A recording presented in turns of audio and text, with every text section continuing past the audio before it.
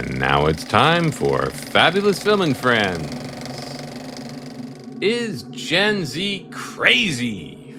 On this episode of Fabulous Film and Friends, we're going to do our darndest to find out.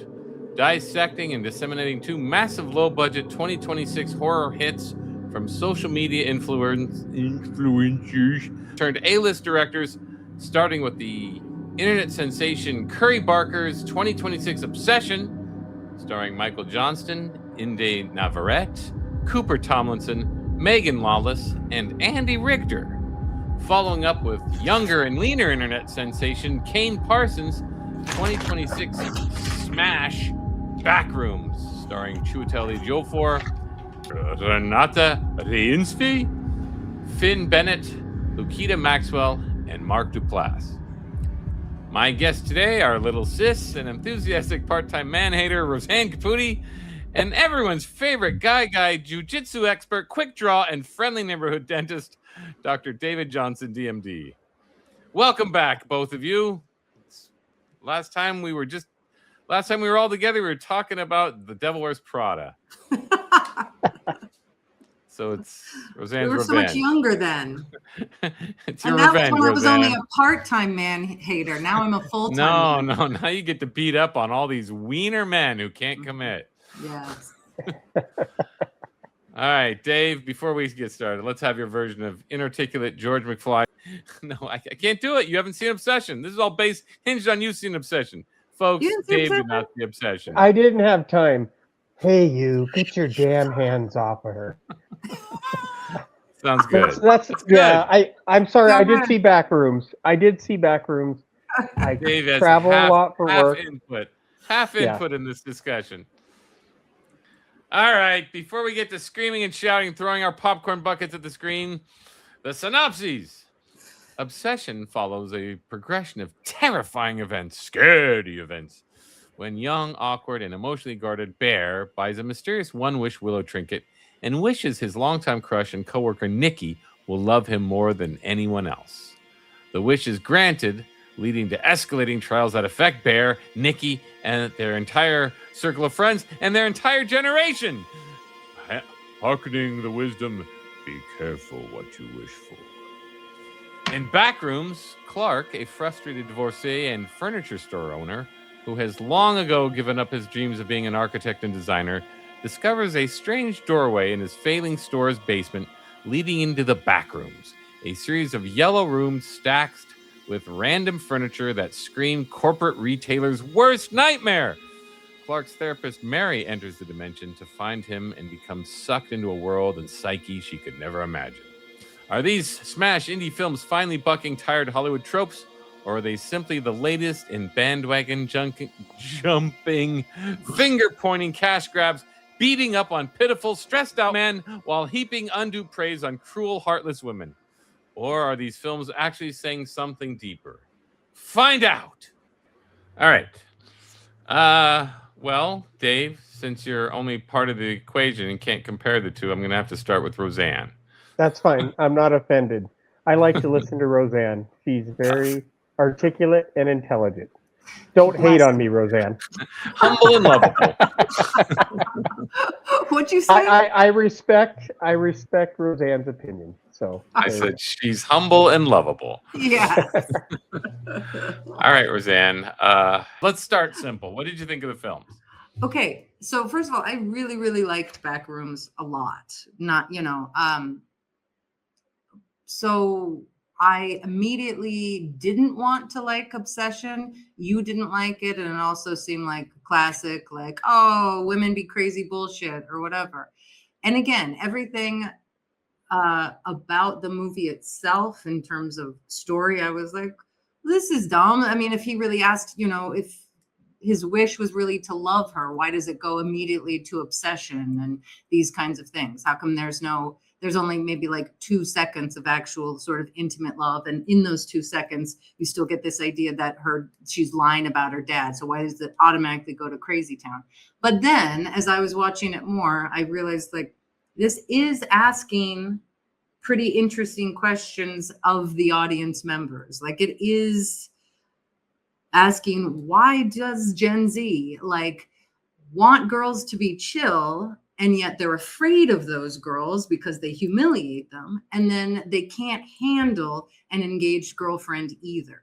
Like, why is this an issue? And I did feel like, okay, as a film, as a story, it's not successful, but as something that's showing the emotional landscape of Gen Z, I think it's valuable. And so I do think that that they see themselves in a real way. Like, it's not just like watching Happy Days or something where older people are trying to show young people what they're like. Seeing young people from their perspective with their own gripes and things like this, like, I thought it was pretty interesting that, you know, he goes into that new age shop or whatever, and the girl has her earbuds in and is really annoying. And I was like, it's funny that a 20-year-old kid would be irritated by that as well. And so the things that they're experiencing in real time, they're showing us, as opposed to, this is, you know, Steven Spielberg showing us what kids are and what youth culture is like. I think it's valuable to see it from these young people. And I think that's actually pretty interesting. Excellent points. Excellent points. Contrast that with Backrooms. What are they saying? What are they showing us? And that's a 20-year-old. That's a 20-year-old. Backrooms is for real. Like, Backrooms is wonderkind. Like, first of all, a well-told story, visually a well-told story. I think it really examines, it takes, for the most part, except maybe towards the end, it takes a stance. Whereas I don't think Obsession does. Obsession is like, okay, I have all these ideas, and then the choices, like I said to you before, but like the choices come too late or not at all. Whereas I think Backrooms really makes interesting choices to focus on. And it is about his own.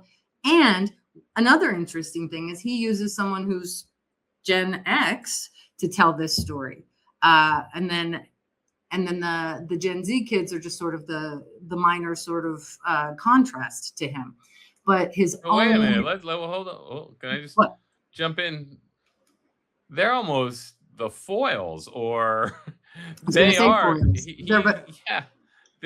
would say he's. I was thinking about it. Like, he's got these Gen Z kids, and they're not smart.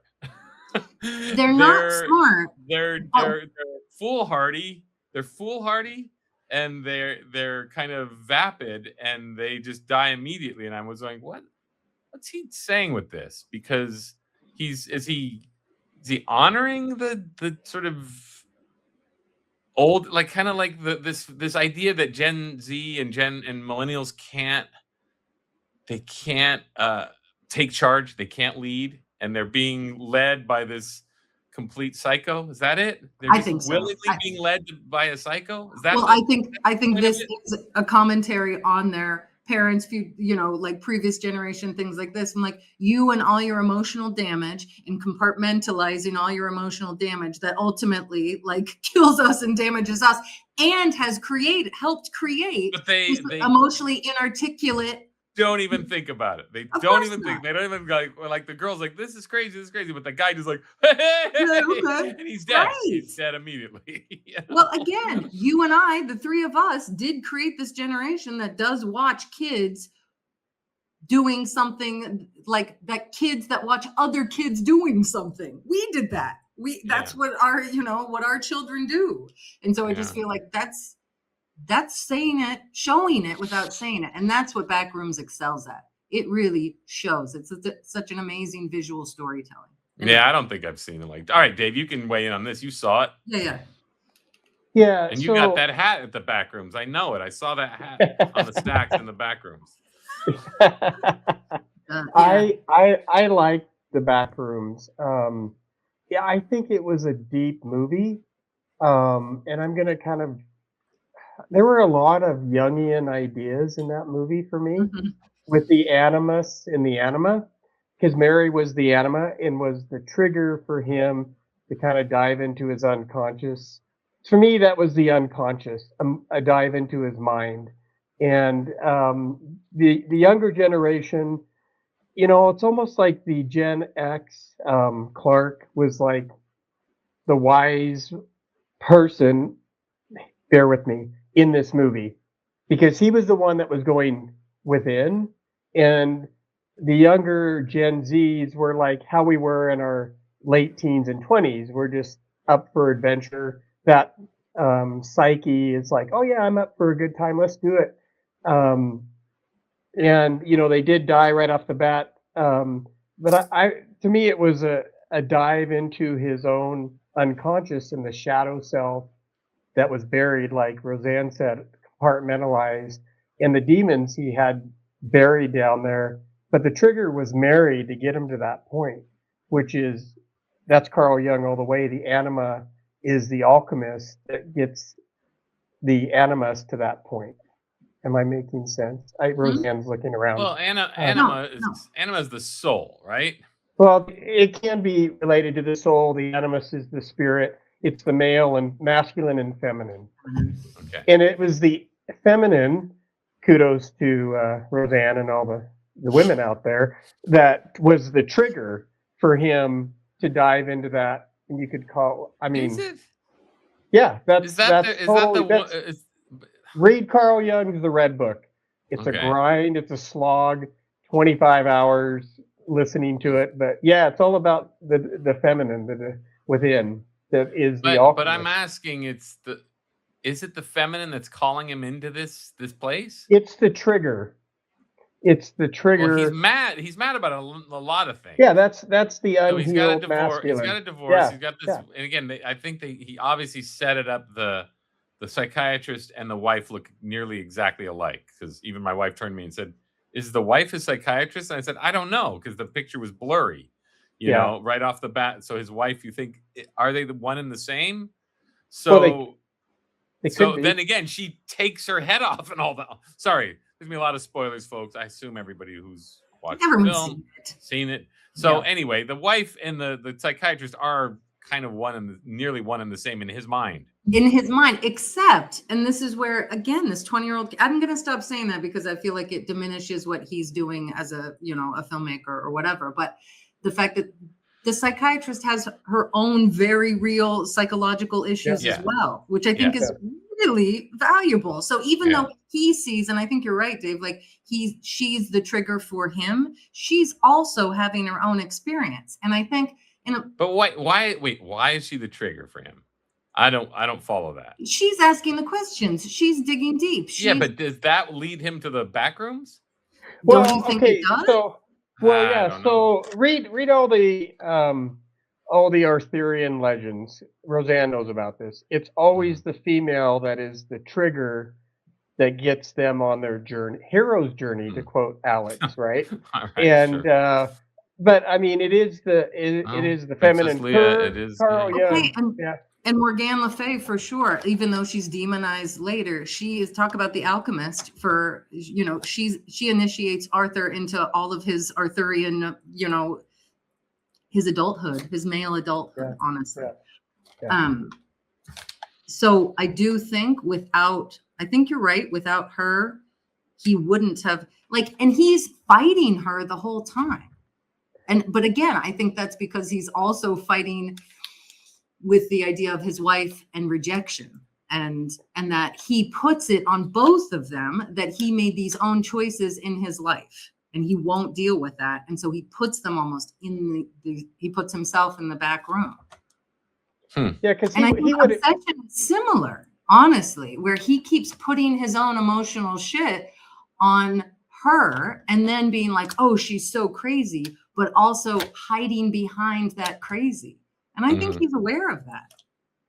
Yeah, because to me, he would have been stuck in the same cycles in his life. No, it's clear when he doesn't go to the police that he's hiding behind it, and he's sort of blaming her and enjoying blaming her. I got that from it. I guess I think what I responded so negatively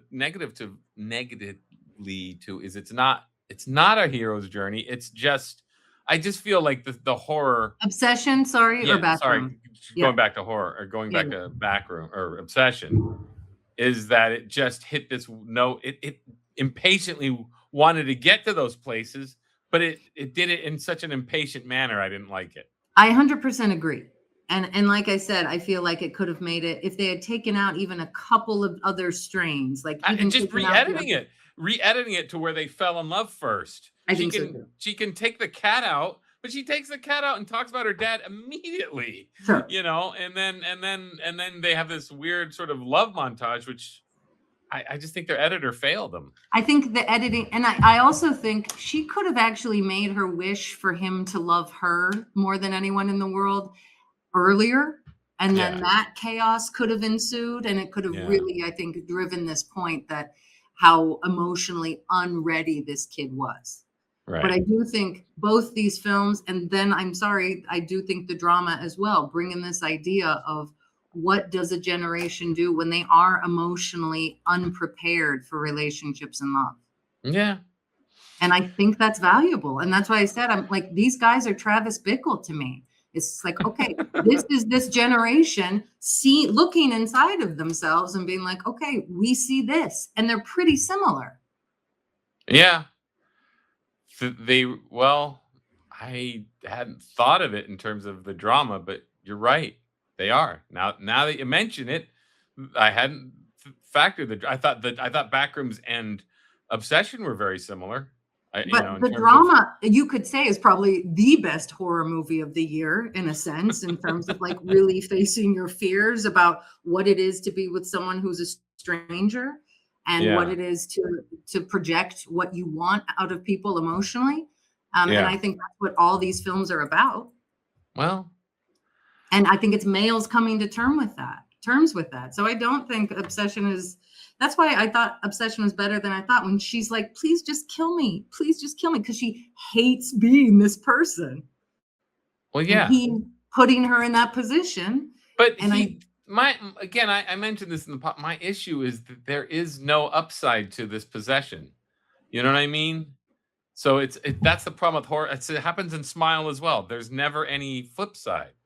And I think yin and yang, if you will, Dave. Yeah. You know, there's never, like, that's why Exorcist is better than these, because Exorcist does deal. Well, what's the alternative to just being possessed? The alternative is this sort of lightness and good, which they never want to address. And the fact is she did give him a chance. Hold on, she did give him a chance in Obsession to open up to her, and he won't take it. You know, there are this little calling. There is this little moment of they actually might have a love affair if he would just be a man and just say, "Yeah, I do love you." Yeah. The other thing is, I think you're a little bit. I think it's a little wrong when you say that, because the other girl is the opportunity. What he does is he hangs his hat on this idea of Nikki because of this idea of her. So when he's saying, can't you just be like how you were? He doesn't really know what he's saying, but he genuinely does engage with the other girl. They have a real friendship that you could see headed towards a relationship. It's not fully developed, and that's the I felt that was a weak part of the film. I thought that was definitely a weak part of the film. But I think it does lead to this idea of like, this is a genuine connection, which he ignored because of his own perceptions of what he wanted a girlfriend to be like. Yeah. Well, but that's everybody, right? I mean, I find it a little bit like, but you know, she falls prey to his. What's that? How many horror films have you seen that actually do engage with those questions, though? No, none. I mean, I likened it to Smile. Which, did you see Smile, Dave? Did you see Smile? Yeah. I saw Smile. Kind of a similar thing where it sort of, it hits that note where it hits that one note where it can't escape because they're just possessed. So it's like, oh well, the only alternative is to die. So again, I wish the drama, obviously a horror movie's gonna have people are gonna have to die, and that's what the audience wants.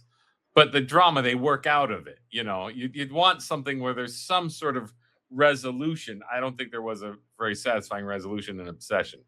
I agree. Was there a satisfying resolution in Backrooms? Dave, Roseanne, who wants to answer first? Dave, go ahead. I guess for me, I don't know if there was a resolution per se. I mean, you know, I guess unless you want to say Clark's old self died, but we don't find his new self, right? Well, she's trapped in his world, Well, is right? it And she's his? trapped Is in it that his? pirate in the Is it pirate's his? world. But is she? Is that his world or her world? I That's think how it's I his took it. world. I wasn't I sure. took it as his world. I wasn't sure. And so I don't know if there was a resolution. I would have liked more of a he came out on top. You know what I mean? The healed, I guess, is a good way. Because I looked at it from.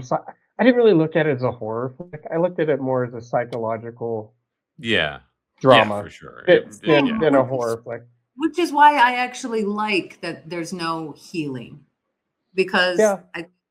I think healing, if he had been Healing's healed, overrated. yeah, for sure. But what would that have looked like, honestly? Like what would he have? He would have got a lot better furniture in that back room, I'll tell you that much. I liked the ambiguity because I feel like the hero's journey and a healing journey are filled with ambiguity anyway. So I felt like that was fitting. Yeah. He doesn't heal though. He doesn't, but you could say part of him did die, and not the best part of him. No, no. I think the best part of him did die. I think he fully succumbed to the pirate. Yeah, Maybe but what is it? What is the pirate? I was trying to figure out what does it That pirate is represent. his worst form, like right? like The his pirate's the id, killer. basically. If we're Yeah. going, okay, we're Yeah, the switching from pirate- Jung to Freud. But he's boy, he's killing everybody, right? Everybody who comes in contact with him dies, and then she becomes trapped in his world. Unless that was her world. That's I how think I took it. I think her world fed into his world. I think they did blend together. The windows, the mom, Yeah, their worlds were similar, but he brought her into his world. I thought. So here's another question. He's eating things in front of her, right? So, but is she really real, or is it just a part of his internal mind? I thought she was in there. She waited in the back room. She's stuck in there.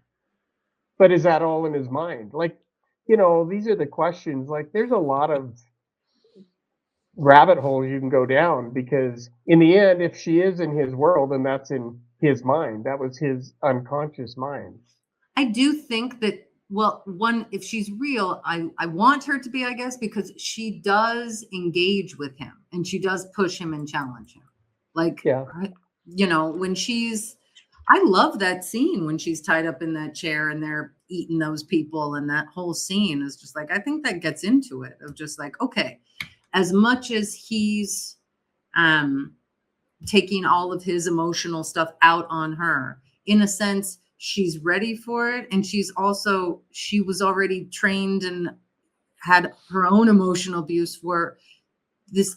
It's not so much that she seeks it, but maybe so. I mean, like there is a very real reason why she does this. Yeah, but she's calling him what a child. She's basically lashing out at him. She is. I mean, she's right. He is a child. Right, but she's not healing him, you know. Yeah, but that's what the animus does. Or the anima. It's like a fire. It's like burning. And to go back to Freud, then the pirate and all these creatures, the creatures are the creatures of id, right? According to Freud. So, but yeah, I mean, that's and the ego, which is childish, which tells all these stories. And again, interesting that he keeps telling himself the same stories about his wife, about all these things. And I'm like, that's what people do when they're lying to themselves. So in a sense, she's healing him by being like, well, grow the fuck up. Yeah. Like, how much of this is you? But he doesn't do it. No, then he starts relying on his id, basically, to kill everyone. Which is more true. No, it's fine. It's fine as an idea, but and I like the movie. Just the movie, just as an experience, is so baffling and so creepy that it just seems it's just nightmare. I mean, I've had so many dreams where I'm walking in houses that are pretty similar. So he just tapped into something I've always bitched that nobody has created a nightmare world for real, and he did. You did. Yeah. So, you know. Okay, so if we're asking, So Mr. Parsons is just like, he did it with CG and practical effects. He did it. He created a nightmare world that feels like you're in somebody's nightmare. sure. And much better that he didn't do anything gloopy or anything or CG. And whatever CG they used, they just seamlessly wove the sets together. And the fact that the pirate is so weird looking and not. Yeah, almost hilarious. He almost looks like a Muppet. Which Yes. I've had scary dreams with birds coming out. They look like Muppets. You know, like that's what made it. Me personally, oh shoot, it's like a Muppet chasing. I'm scared. But like also like something that a child would create to protect itself. Yeah, like, I guess. That's what I like. I like that it looks like it's coming out of a child's imagination. And that's like a coping mechanism that he's had then for a very long time. No, this kid, Parsons, he's smart. He's a genius. He's 20 years old. Like, geez, Louise. If he's Dave's kid consciously thinking of all this? Well, that's what I was going to ask. Do you think he consciously scripted this? How it is with all these? Because I haven't been able to talk about a movie like this in a long time. Like, there's so many undercurrents and. But I think it's like George Lucas, right? He's like, oh, of course I read Joseph Campbell and was the hero's journey. Yeah, of course. That's what I meant. But, in fact, Joseph Campbell's coming to my ranch this weekend. Okay. Besides that, the best artists are vessels for this. At least they're noticing things, and that's when we get to look at them and look at the levels. A person who's not open to those things isn't making those films. And so regardless, the fact that, and again, his age, talking about his age, like is a disservice to him, the fact that he's open to it regardless, even if he was 50, how many films have you seen like this made by someone who was our age or older? Oh. Who was open heaps to of crap out there. Who was a ton of pieces of crap. Yeah, right? But he's open. He's channeling, even if he's not consciously thinking about Carl Jung or whatever, the fact that he's still able to sort of visually represent that is, I mean, that makes him an artist. He started doing this at 16 too. So he's the new generation. Like Mozart. He's like Tony Scott, the director. I think he's way better than Tony. I'm kidding. I was like, Dave, I thought you were going to say Tony Stark. Oh, Tony Stark. Tony Scott. They're all the same. I was like, what? So you meant Tony Stark. J.J. Abrams, right? I'm kidding. I'm joking. So you meant Tony Stark. He's he's the young wunderkind. Yeah. Yeah, I'd say so. I mean, I guess my only problem with the film I don't have a huge problem. I just thought the ending, I didn't like that he insecurely brought in this stranger. I mean, I guess he's got his internet lore. And again, talking my son and his friends, they were telling me all about the Backrooms lore, which I just don't care. And I said, I don't think it matters. I was telling him, I don't think it matters. Is it a good film? But then again, I just don't wish he hadn't. Yeah, but I wish he hadn't brought in the Stranger Things team, like the team of scientists who are studying it. I just wish that didn't come up. But that's the lore. That's what all these kids are, that's an ode, a nod to those kids and what they're into. I mean, that was a big thing for Raphael explaining it to me as well. So I'm just like, who cares? It doesn't make it worse. It doesn't make it it doesn't take away from what I thought it did take away. I thought the government team studying it did take away from the whole film experience. I don't think it took away from the emotional truth that it was potentially seeking, nor did it ease I guess the one thing it did. It's a little bit like the tense for 5 seconds. Don't you think it's a little bit like the psychiatrist explaining it? Anthony Perkins and Psycho, Norman Bates. Sure. It feels a little bit like, wait, you didn't need this. You had this terrifying movie. Well, the problem with he's a cross-dresser. you get it. Like, wait, we don't need this narrative. And you still have Anthony Perkins looking straight at the camera terrifyingly. And I think but you don't need the scene. That's all I'm saying. The reason I bring it up, the Anthony Perkins look, is just because I'm saying ultimately it's still successful and you're left with that. Sure. It doesn't take away from the terror of the film. I'm just saying it's just a little much. That's all. Okay, but when we're talking about this, then are we talking? So, do you feel like Obsession? I don't think it's as good nearly as Backrooms, but do you No. feel like it's has no value? No. And I didn't think that even when I dismissed. I told Dave I Okay. hated it, and I just sort of that was sort of my gut reaction to it. But I have been digging into it with my son and I was talking to his friend yesterday, and we were talking about all these ideas because they're defending their film fairly well. So I started thinking about it. I thought, yeah, okay, yeah, no, I mean, I was on my own trying to analyze. Well, what is it? What are they digging into? Why do they want to see this film's like? Why is it becoming the biggest hit of all time in terms of indie horror? And A24 or whatever. yeah, and the Obsession is Lionsgate or Mhm. Blumhouse, I haven't Blumhouse, seen a that's ton right. of Blumhouse films, but I think Smile was a Blumhouse film, right? So anyway, it's all like, it's not my genre. I don't love the genre, but this was Obsession. I will say, okay, they are talking about a guy who can't articulate that means something to them, and he Mhm. is projecting all of his insecurities and desires on this girl, and then hiding behind her when she freaks out. Yeah. And I thought, yeah, we are dealing with a weak set of men who kind of want to hear this, or they want to see films about this issue. They do. They see. I think they do unconsciously. Again, see it in themselves, and so when they see it on screen, they're like, okay. I have to say, like, it does make my son at least question himself, and that's valuable. What do There's you think of value. Obsession?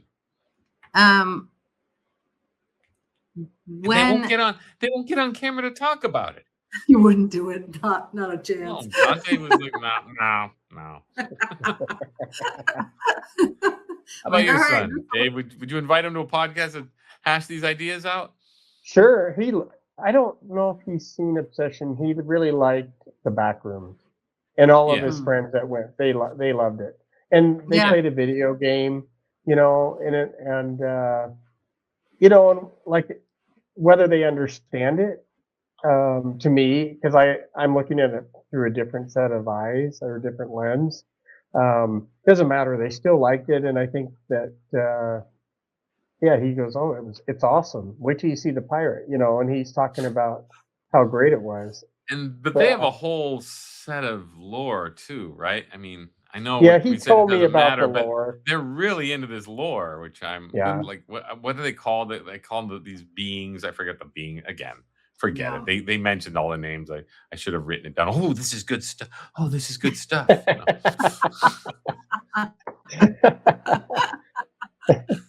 Well, Hey, it is you, interesting. get your damn hands off her.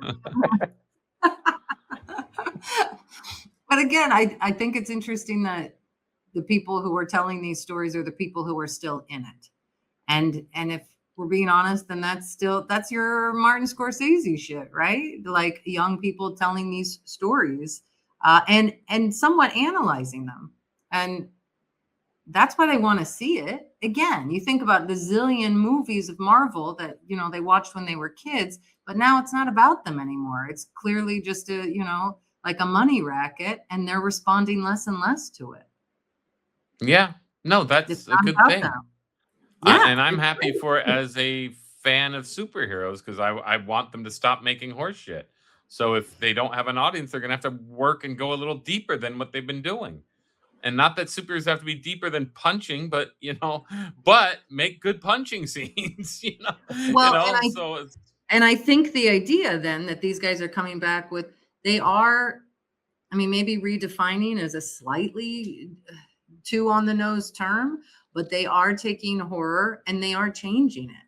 Like it's not like Scream. It's not just jump scares. Like these are psychological and emotional films. yeah, I guess I just felt like there was so much of that in Obsession that was unwarranted, or not unwarranted, that just felt like they're only making this character more psycho because they have nowhere to go with her.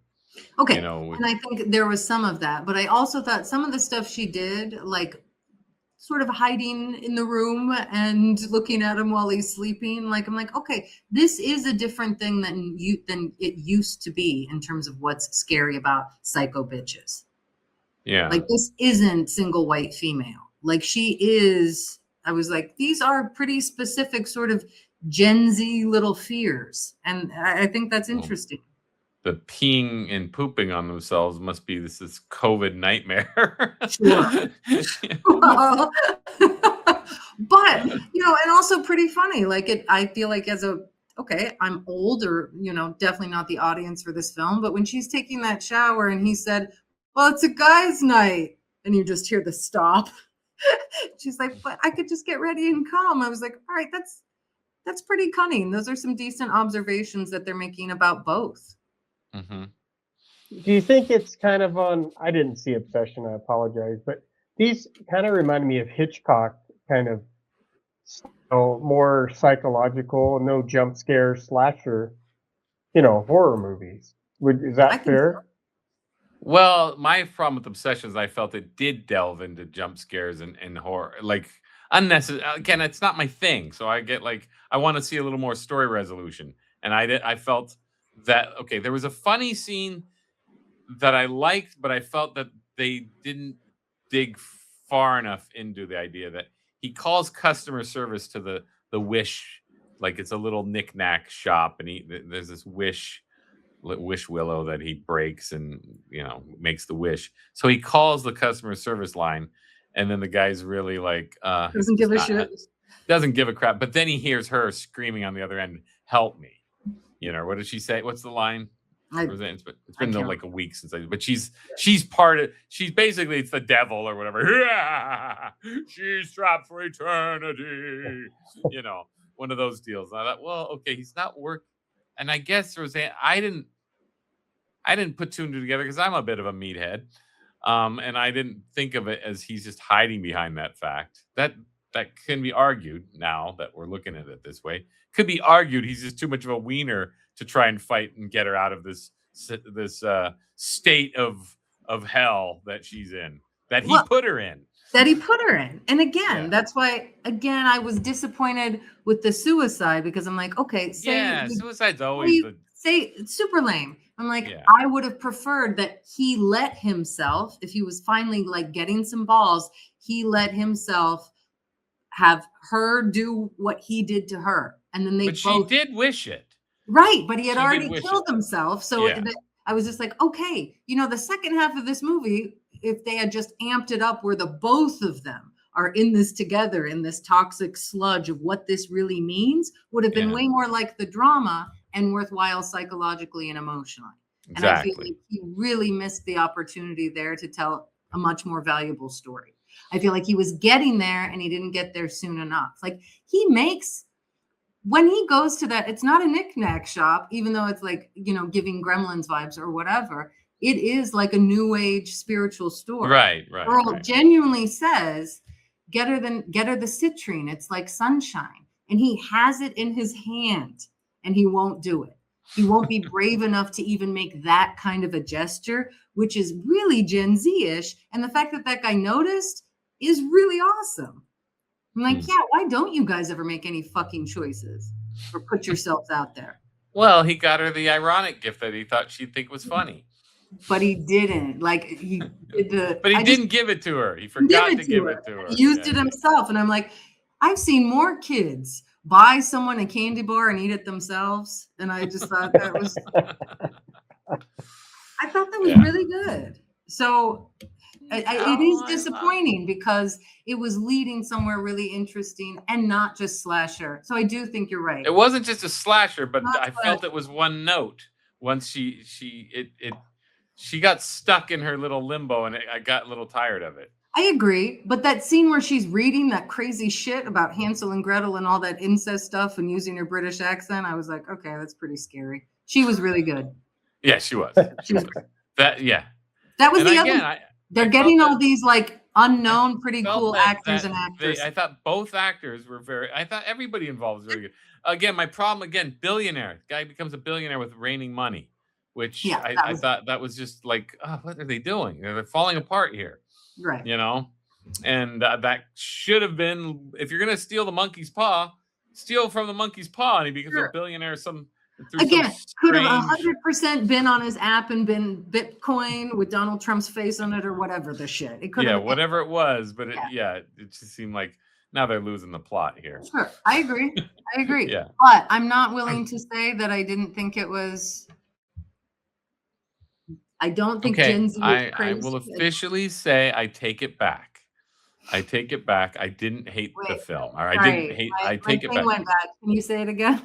I take it back. I didn't hate the film, but I was disappointed in the film. And again, I did sort of hate watching the film because I was watching it with a teenage audience, and as I complained to Dave, they were just crazy. So they don't know how to watch movies together. Sure. Actually, I cut that out of the previous podcast, but they were talking, and there was a group of they were talking and making jokes like they're in the living room, and they were throwing popcorn at the screen, and the girls in front of us just kept getting up and leaving, coming back. Okay. I feel like I'm in a madhouse. I could talk about the shitty stuff about Gen Z from here. You would run out of podcasting. It colored my patience in the film, so I thought, this film's just sort of staying one note. That's all.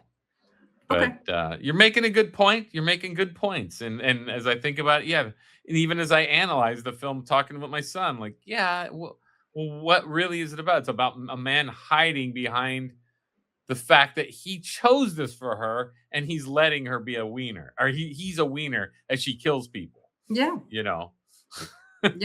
And so I thought that's fairly interesting. It is. And that, because I was bugging me. I'm like, I walked out, I had a miserable time, but it was bugging me that this movie is the #1 hit, like bigger than Blair Witch, bigger than any horror phenomenon we've ever witnessed. It's massive. It's pretty soon to be like Jaws big. It just keeps making money. I'm okay with it.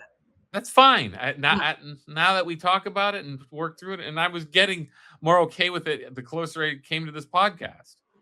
Because I'm thinking, it really is. It speaks to their generation, and they really look. Titanic spoke to our generation. Love it or hate it, it spoke. Like films speak to a generation. What you have to go. Well, why does a certain film speak to a generation? Whether it's Gone with the Wind, and we look at Gone with, like even I've held on to Gone with the Wind's ideals until I saw Chiwetel Ejiofor's, 12 Years a Slave, and was like, well, wait a minute. That's an immature look at slavery that I held on to, Well, so I'm happy that when you started talking about this idea in the first place, I got interested because I was like, okay, if things are changing, let's see this, and hopefully I can get behind it. And I think I can happily say, like, okay, it's not perfect, and there are flaws and there are problems and stuff, but I feel like I can get behind it because they are asking interesting questions, and they're making things look great, and they're choosing great. No, obviously, like we're in a whole new realm of filmmaking, and I'm glad, because look at Backrooms. Look at how sick I felt the entire time, where I was just like, like I said, I said, Hollywood, look at The Cell with Jennifer Lopez. Yeah. Which was supposed to be Dreams, and it was just bullshit. Just like, this is nonsense. And it never, or What Dreams May Come with Robin Williams. But Backrooms is the first to do it. Like, I feel like I'm in one of my dreams. Yeah. The inescapable dread / surreal / psychological and emotional. You will feel the psychological and emotional repression in the filmmaking. That's something, that's it's that's skill right there. Yeah. Just those creepy stacks of furniture. Like, that's my worst nightmare right there. And again, I have photos to back it up. Nobody responded to me. I guess everybody's just too neat. Dave Johnson, you're just too neat. Everybody's too Mormon and too neat. Well, why don't you just put that away, you lazy butt? Can't do it. It's just the way that life is. It just starts piling up. And it's all that cheap furniture too. That's what adds to it. It was cheap, it's like that outdated cheap, 90s furniture, just tacky 70s through 90s crap furniture, and it just piled up. Horrid. It just was immediately making me like, just feeling kind of sweaty. I just got to get out of here. Well, and I have to say too, so Scorsese, but also like John Carpenter, in the sense when people started making these movies in a different way, cheaper and representing more youth culture, and John Carpenter writing his own score, and these guys writing and directing and all this stuff. I do feel like this is on the cusp of hopefully something new. And so fortunately and unfortunately, hopefully it because of this, a new era will come about in storytelling. But then again, you put money to it, and then you get all this bullshit and these guys. Oh, wait a minute though. Like Backrooms was produced by Big Shots. Levy, you're right. It was produced by Big Shots. Yeah, you're right. Osgood Perkins. Little name drop. I worked with him. but no, I mean he's a horror, like Anthony Perkins' son. He knows horror. Speaking of Psycho, sure. Maybe it was his idea for the government explanation. No. I know how it's done. You got to have somebody explain it all. Well, that seems Sean Levy-ish to me. Yeah, for sure. For sure. I'm sure he was the one.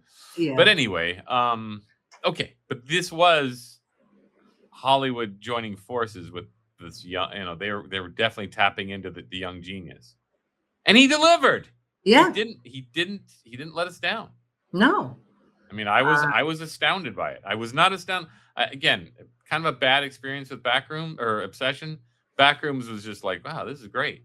I mean, this is really a great new film. I was telling Dave, anybody who was on the last podcast, I was fully expecting not to like it. Yeah.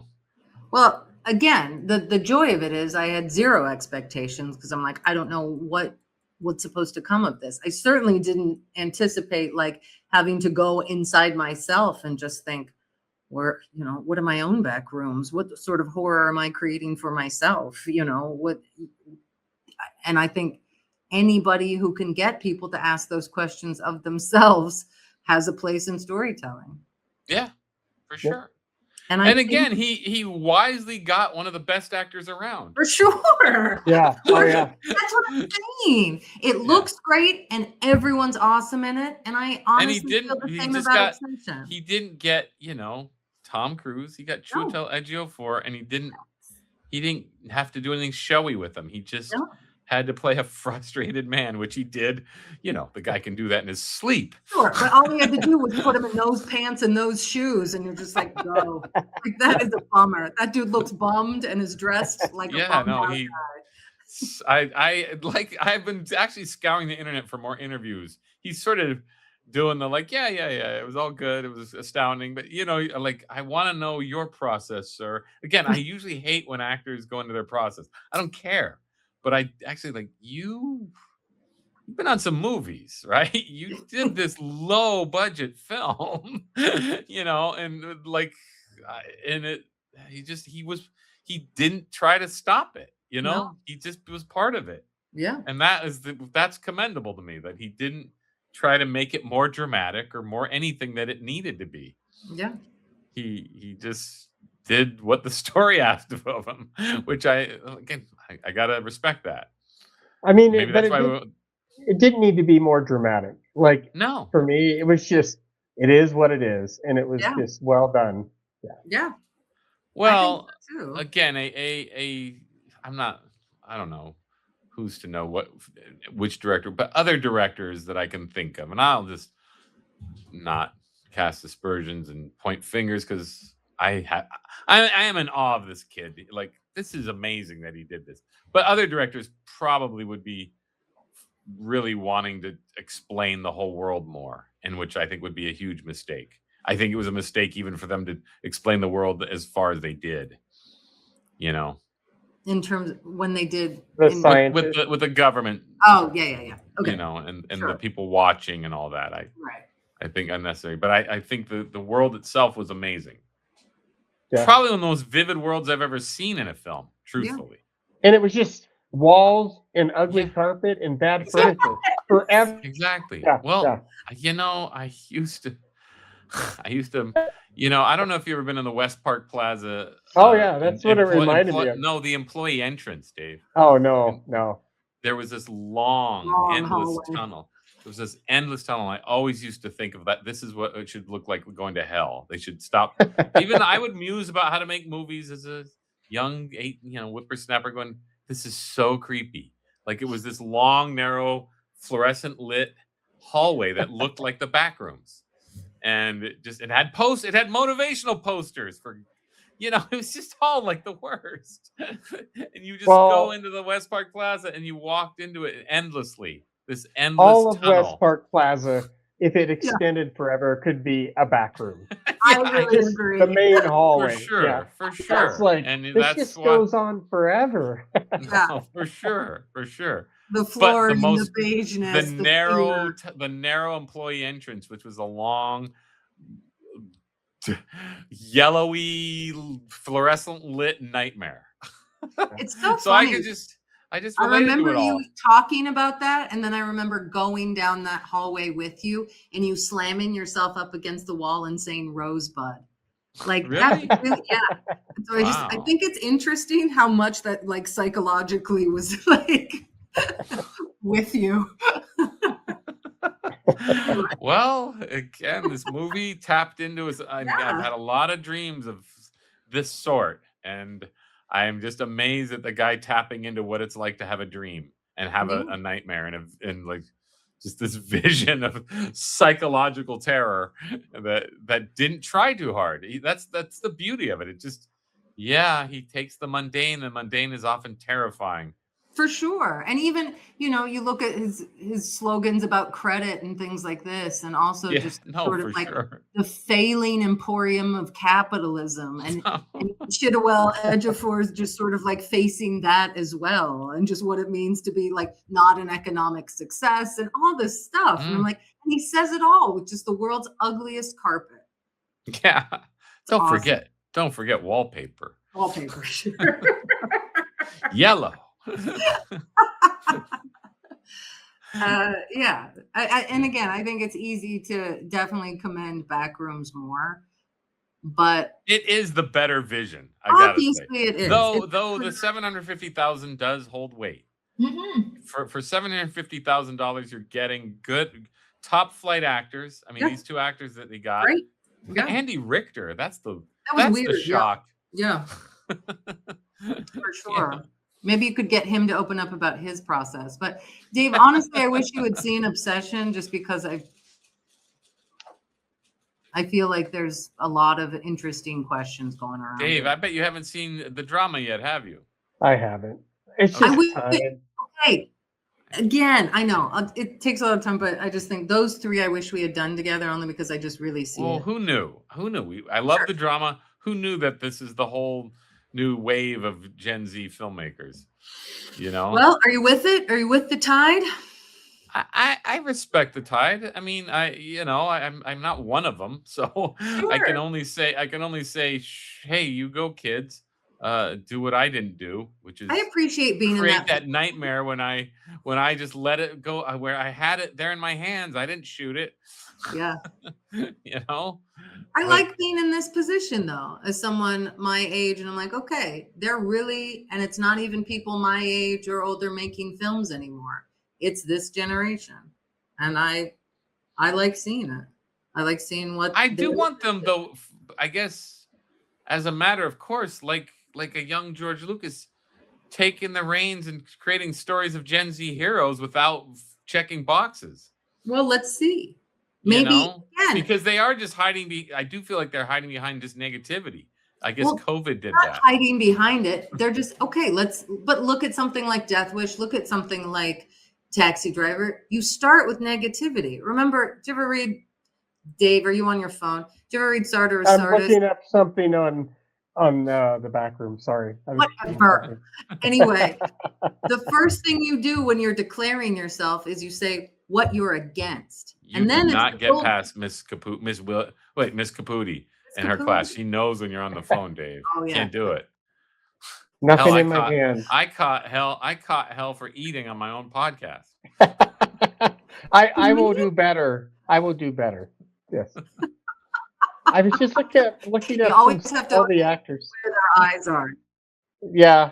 Oh, I was hoping my progressive lens and the reflection would block it. so you couldn't see. But I It's can't because get of the those glasses, glasses, Dave. Dave. Oh, they have Yeah, these cool Frank glasses. Ocean's mom. Yeah.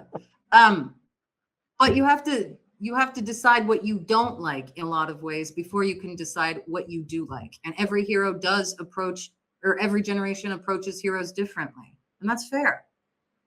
Yeah, no, I know, but I've been writing them off as such dim bulbs for so long that now I'm sort of curious. Like, well, okay, like what's the Jennifer Lawrence movie with the dweeb? That's part of it. That's part of this discussion. Yeah.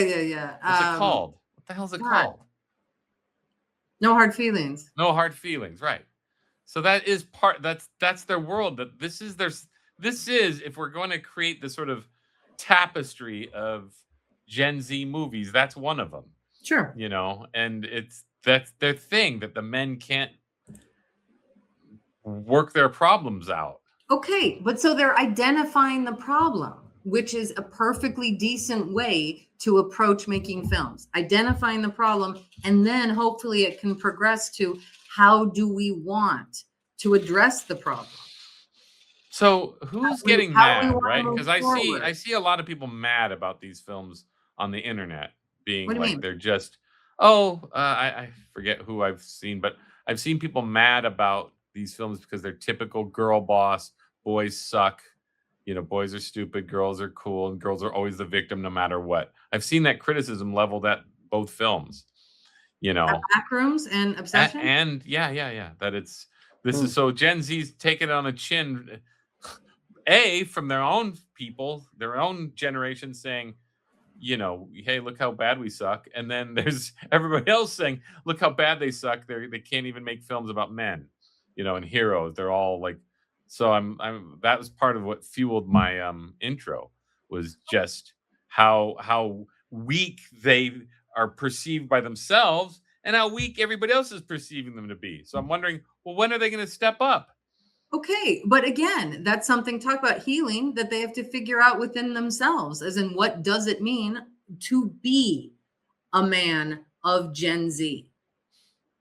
I think that's a valuable. We don't know. That's why I wish my son would join the podcast. But again, do they know? Let's face it. Do you guys know what it means to be men of Gen X? Yes. What? Fuck around and find out.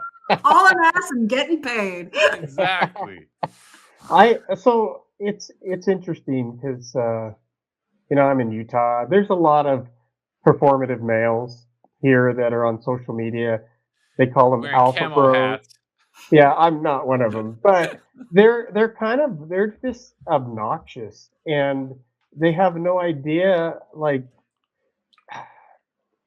this is just my opinion. They latch on to whatever identity, masculine, manly men. I wonder if there's some closeted, sexuality issues going on. And I would wager to bet with that. All football players are fags. No, he that doth protest too much, that. And I see it here. And Roseanne's question was fair. It's like, what does being a man to Gen X mean? And I would say, all I can speak for is myself, and I'm figuring that out at 56 years old. Sure. And I don't know. And so Gen Z, I have some years of wisdom and learning. They're figuring it out, and there's nothing wrong, in my opinion, of where they're going. Are they taking too long? No, hell, I'm 56 and I haven't figured it out. So yeah, we're humans. I mean, that's the whole point of life. Is it's the journey, not the destination. Okay, but we have. Okay, now we're entering into the world of this generational definition of manhood, which is so obviously the greatest generation, World War II, had some issues. Pretty critical. Had some issues. Pretty racist. But they did jump in and fight the Nazis, right? Yeah, but so we all look at them to solve our problems because they jumped in and they fought the Nazis. But wait a second. And they're all in their 18, they're all teens. They're all 19. Yeah, but with men. And then you look at what happened after to those men. You bet. And the generational problems with the boomers after that, and then which gets passed on to us. I'm not saying they weren't. Okay, but You know, so the boomers are the ultimate navel gazers. They gave birth to us basically, yeah. right? You So could like, easily say that Gen X's brand of masculinity was the single mom. And uh, there's a uh, huge reason why now Gen Z is questioning masculinity, because in a lot of ways, sorry, but what did masculinity do for them? I'm, it flew the coop, So, right? I mean, you know, yeah, and we were raised on risky business. You know, I mean, that sure. was the influence of, oh, this is what it is to be a man, a Wall Street asshole, taking advantage of other people. Which, you know, you did get people that were like that, and it led. It's generational. I mean, this baggage just gets passed on, Yeah. and I think the younger generations, Gen Z, I think they're brilliant. I think they have so much knowledge and information at their hands, and I think they're trying to figure it out. I mean, you know, And I think they're willing to. And again, I know people, get frustrated with fluidity and things like this, but I do think they're willing to engage with, okay, maybe this isn't the answer. So let's think about that. I respect that about Gen Z. So when you say, are they taking too long? I'm like, I prefer that to an easy answer that actually isn't the truth. Okay, so the Gen X. So I think Gen X is funny. You know, we're a funny bunch because we did see the World War II generation. We didn't see the war, but we saw the effects of their life, right? So we grew up with this ideal. Like we all sort of, well, they were the conquerors, they were the heroes, you know? So we grew up also, but with their sort of axioms and paradigms that were a bunch of Bullshit. I don't know if they're bullshit, but they weren't always true. That's what bullshit means. Not well, some of it was true, some of it wasn't, right? Okay, but you're saying So I'm saying does we grew he up speak for you as well? what's Because that? I don't feel that at all. I get it. I'm not a man, but I didn't grow up thinking like, oh my God, these guys are legendary. I did. You did. Dave, did anybody from the greatest generation? I always looked up to them. I mean, I looked up to him, but then I had my grandpa Johnson, who was a complete asshole, and we were all scared to death of him. So, you know, it's like I get, he lived through the depression. He didn't serve in the war, but Uh-huh. you know, I look at like my parents, my dad's generation, my mom. There's a lot of issues with, you know, the boomers based on how they were raised by like my grandfather, and you know, I don't think like the boomers, in their defense, like for males, had time to figure out what it is to be a man because it was just expected. You have to be like this. Does that? I mean, maybe I'm Yeah. just speaking for them, but No. I where, think that's the general consensus. Is but that whereas Gen X, we're kind of that bridge, and you know, you have the spectrum, right? And we are the like, bridge, but yeah, we have one foot. The millennials and Gen Z, as far as I see it, they just have no context for how hard it was. You know what I mean? So there was just no context because we still had to, like, at least in my family, we still had to eat liver and onions. We still had to eat that sort of old world food and live that old world hard scrabble life where everything was sort of, you can't take it for granted because you're never going to have it. Where I started to see it with my brother's kids and even my kids, by the time I had kids, though, they're Gen Z, but it's just like they didn't want for anything, you know? which And, I mean and I think that can well, be I'm a just saying credit that, to us Mm-hmm. for right? But that providing. was, remember I said in the last podcast, we're the ones who created this participation trophy mentality. We're the ones who just didn't want to see our kids suffer at all, right? So I think Gen X did create this sort of entitlement. So the things that we object about millennials and Gen Z is they're just so entitled because they just didn't grow up with any sort of sense of, oh well, you have to work for it. You know, Okay, where we there's still had that, our but foot in that, also we still had our toes in that pond. But also, I think it is our job, and I get this a lot. And this, I've been thinking a lot about what it means to be conservative, and I don't mean politically. I mean like in society. I'm like, but it is our job to then, we created this. Let's listen to it. Like they're mirroring back what we didn't work out. And so you really have to ask yourselves what you worked out about masculinity, because as a woman of the Gen X era, I had to work out that I had to work as hard as a man, but men didn't seem to work that out. Do you think working hard as a man solved all your problems? No, but it solved the ones where I had to survive. Yeah. So as a woman of Gen X, I can say what it means to be masculine. Can you, as men of Gen X, say what it means to be masculine? Well, wait, what does it mean to be masculine? That from Gen X, I took this idea that there will be no one to help you and you have to do this on your own. From Gen X men. Yes. Because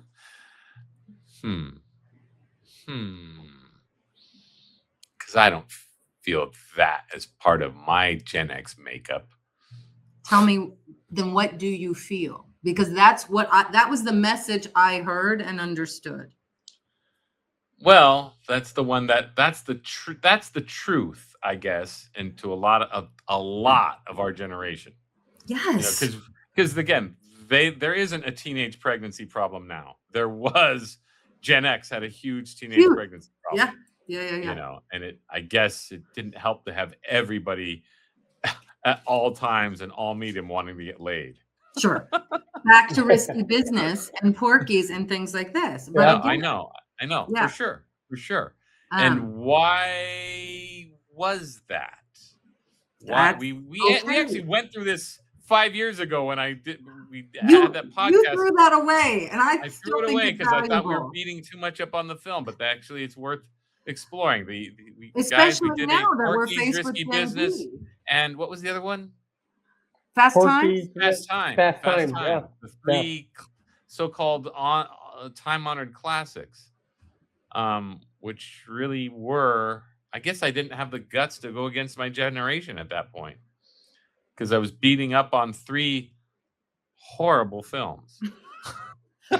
3 really irresponsible films. Yeah. And then so people get mad that you have all these boss women who are like, hey, I can do it myself, but they don't see why that was created. They just think, well, feminists are bitches. Not, why do I have this feeling where I'm not safe and I have to rely on myself for survival?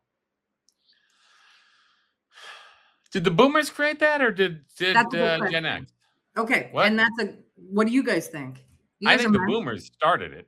Honestly, if I'm going to point some fingers, I think the boomers started it. With like the beginning of midlife crises and things like that. Yeah, just because they were the Alan Aldas and they were all just so impossibly but I think as self-absorbed. Gen X, we have to take credit or responsibility for this mindset because, like these movies, Gen Z, they're looking at it. They're saying, hey, this is our issues, our generation. I think as Gen X, the boomers may have started it, but we've carried it on. For sure. And blew it up. Look, I was just as puzzled. I didn't even go. As we established 5 years ago, I didn't even go to Porky's. I wasn't interested. But obviously, attention must be paid to Porky's. Roseanne's been dying to hear that all her life. Attention must be paid to this movie. But you got to pay attention to it. Why the hell did it capture our imaginations, or our generation's imagination? Girls and boys alike. Even though girls were completely treated like garbage in these films. Yeah. Abominable. Yeah. But they did, and these films they were the through line all the way to the mid-90s, I think.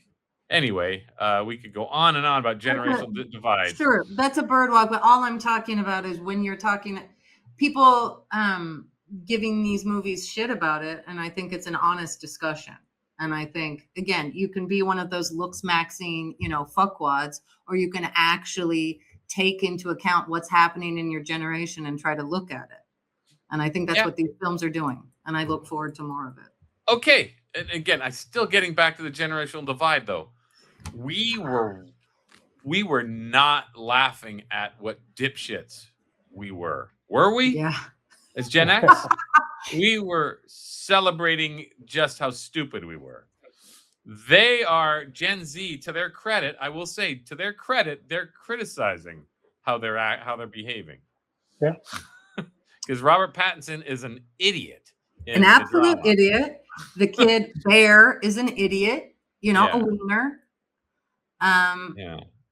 And Chiwetel Ejiofor is he's an old man who's a jerk. Yeah. In their mind, in their view, he's an old bitter jerk. Sure. Yeah. But the Gen Z characters follow him without a second thought. They're not letting anyone off the hook. And so regardless, and I think, okay, back if we're talking about equal opportunity gross out, then I think if we're talking about Gen Z and fluidity, then that would be like the genuine definition of it, which is like, let's look at all of it all at once. Yeah. Everybody's responsibility, how everybody is portraying, you know, their own emotional limitations and social limitations and things like that. So then I want to hear you say that what is a man? What is a man? I know. What is a man? I still hold, but again, my ideals are still with Joe Beach and Kenny Zimmerscheid and Lou Johnson. I just have to say, of that generation, I still held that ideal. But we're still not getting to when we're talking about masculinity and femininity, and if you're talking about so masculinity, I've said it, and I said it about the He-Man podcast. It's chivalry, it's responsibility, and honor, and spirituality. Those are the things that make a man. So if we're talking about, I don't think chivalry, because I think with chivalry, it's an implied condescension. But I do believe, of course, you would say that. But it was a code of honor. Obviously, honor and responsibility, or honor and chivalry are the same thing. It's a code of honor. Okay, again, that's a very archaic. Yeah, like it's very. It doesn't matter. It's still a sense it does, and it also refers to the Middle Ages and a code of conduct that actually has very little to do with women and more to do with like the social structure of feudalism. So again, that's why chivalry to me means nothing. But as men, yes, protectors, especially of the divine. You were still required to protect your family. Okay. And again, if we're talking about that, then we have to talk about the divine feminine and how that. Remember, if the men don't adhere to their roles as protecting what is most sacred about themselves and what is most sacred about women, that are they in fact men? And then if you're not adhering to those responsibilities, how can you dare say what a woman or a man should be if you can't even be that yourself? Well, again, how many generations have failed at it? So when you talk about the greatest generation, I also see them as failing at that. But I guess fighting a war is not the same as being a man. They rose out of the depression and they fought. They faced down. It rose out of a depression that a government of men who were completely not inspired by the divine masculine created. So it's not as though they're heroes; they're survivors. That's something different. Okay. And surviving, when you're in survival mode, you're not actually creating. Fair enough. I still don't think that takes away from why we revered them. You know, they won a war. Yeah, you find that they understood women or themselves. I didn't think in those terms, Roseanne. I didn't honestly think in those terms. You're asking me what manhood meant to Gen X. It still meant hard work, protecting your family, protecting your country. Those things meant. Why did they fail at it? Why did they take it to mean? Because it's because the way every human being fails, because every human doesn't quite do their job.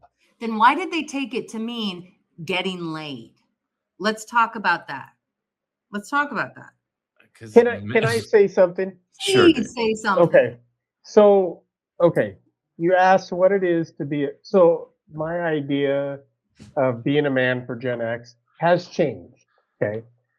Obviously, I would probably, when I was younger, say, "Oh yes, you know, whether you want to use chivalry or what." But now, the more I read, being a man. Okay, so I'm going to pull kind But of Dave, unpack, Dave, we but are talking about a generalization. We are. yeah, yeah, yeah, We are talking about a national psyche, which of yeah. course everybody on the Right now, individual. I'm not Not talking everybody has. about that. I'm talking about the two men in front of me. So go ahead. Okay, Okay. so you asked what it is to Well, I be a don't owe you man. shit, bitch. So, okay, so I'm gonna try to paraphrase. So I look at the Gawain and the Green Knight, the Arthurian legends. The Holy Grail, what the Holy Grail is the, to me, the merging of the divine masculine and feminine within myself. And it's like a sacred union. So you said, well, isn't the divine feminine the soul? Yeah, Gnostics said, yes, the divine feminine is the soul, the masculine is the spirit or the divine spark from God. And it's that bride and bridegroom coming together within, so you have balance. That balance then allows all the other things, whether you want to say protection, whatever, it all kind of answers itself. And I think the younger, like my grandfather's generation, you said Lou Johnson. Lou, you talked to Jeremy and I and Brad. He was not a nice guy to us. He Sure. was nice to everybody else. You know, he was all about the John Wayne, I'm a man, you know, the appearance of just being as masculine and as manly as possible. But to me, being a man is having that inner balance. And then back to the movie, The Backrooms, that was that struggle for Clark was internal. And I think our Gen X, we were skewed. The whole generation, you know, being a man is, oh, getting as many women as you can. Conquest. And Appearances, don't forget getting over on with as much money as you can. yeah, Yeah. money, that doesn't make you a man. But unfortunately, that's what we saw in movies in, you know, in the 80s and Yeah. 90s. And I think now Gen Z, there is more of a balance. I think they're trying to figure it out. And I think the pendulum has swung, you know, back to Roseanne. What was it like being a Gen X for a woman? You know, it was the patriarchy was, sorry, I'm going to throw that term out, was in full swing. And the pendulum had to swing back the other way. And so a lot of the unhealed men, I'm going to put it, oh, feminism, this, it's wrong, it's bad. But the pendulum had to swing that way to get back in balance. That's just my opinion for what it's worth. I agree that it needs to get back. That's I would. true. I fully agree with that. I just, you know, I've always sort of, like any cynic, just resented just any extreme, and so we went to these extremes where, you know, believe all women, which was just nonsense. You know, so we get into this extreme, and now which these movies do address is, it's like you're making it seem unhealthy for men and women to fall in love, and that's what we're seeing in Hollywood subconsciously. Like they're and so now you are seeing this crazy reaction in these three films we've seen, you know, where they are like they don't even know how to behave around women, so much so that they're just, oh, I wish she loved me more than anything. You know, where it's like, oh, Right. that's an Something very interesting. simple and childish. Yeah. But I do think then that comes from this idea of women were something. Maybe Gen X is where the supply, you know, supply chain broke down, which is they wanted the benefits of being a man without providing the The sacred, you know, responsibility. the sacred part of that duty. Yeah, no, for And sure. so I do feel like Gen X is part where things became imbalanced. And the unfortunate thing is, and I can see why people would do this, but they blame women's reactions more than they blame, or at least I think look at where men stopped wanting to be responsible. Well, I've always found it fascinating, just the mother-in-law syndrome of just how many women want to go along with men, you know. Who's But who and you then talking the women who do break away are just as irritating and stupid. again, because in the So, end, all humans, especially when they're full of their own ego and coming from a place of fear and constant survival and anger, are annoying and irritating. yeah. when people are constantly trying to hop themselves up as the best thing that ever happened because they don't have balance, because they're disconnected from their divine feminine masculine nature, and as you said, like the marriage between those two, then that's what you get. Yeah. All right. Well, you schooled us, Roseanne. Okay. We gotta go. We gotta go. Okay. I gotta go. All I think right. this is a long Are you discussion. over? All of this is gonna go. All of this is trash. It'll just be like obsession. Am I right? 30 minutes. It happens a lot. You know, time constraints, kids. But this is good stuff. This is good stuff. All right. All right. Well, Hey, but it shows how good these movies are because look at how long we've talked about this stuff. Absolutely. yeah, Absolutely. no, I got it. I All got it. credit to them. Yeah. Yeah, and I fully admit I didn't quite get Obsession the first time. I probably do have to check it out again. I will see if I loved it or not, but I don't think I loved it. I wish I'm it not done. saying I loved it. I'm saying Yeah. it has value. Yeah, does have value.